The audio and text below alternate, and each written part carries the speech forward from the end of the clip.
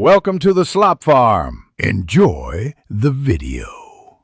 In this video, I will show you how to change the battery on your Lincoln Key fob. First, let's gather our essential tools. You'll need a small flathead screwdriver or even a coin to help open the fob. Most Lincoln Key fobs use a CR2032 coin cell battery, so have a fresh one on hand. Working on a clean, well-lit surface is also a good idea to prevent any tiny components from getting lost during the process. This simple task can save you a trip to the dealership. Now let's carefully open your key fob. Many Lincoln Key fobs have a small release button on the side.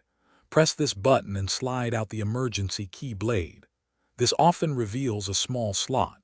Insert your flathead screwdriver or coin into this slot and gently twist or pry to separate the two halves of the fob. Take your time and apply steady, even pressure to avoid damaging the plastic casing. It should come apart with minimal effort. With the key fob open, you'll see the old battery. Before removing it, take a quick mental note or even a picture of its orientation, specifically which side is facing up. This is usually the positive side, marked with a plus sign.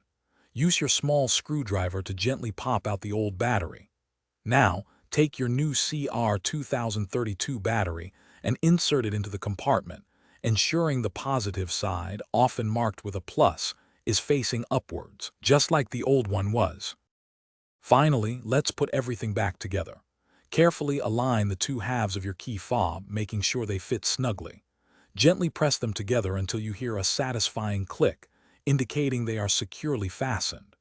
Don't forget to slide the emergency key blade back into its slot until it locks into place. Now, the moment of truth. Go ahead and test your key fob's functions, like locking and unlocking your vehicle's doors, to ensure everything is working perfectly. You've successfully changed your battery. Thanks for watching. Consider subscribing if we helped you today.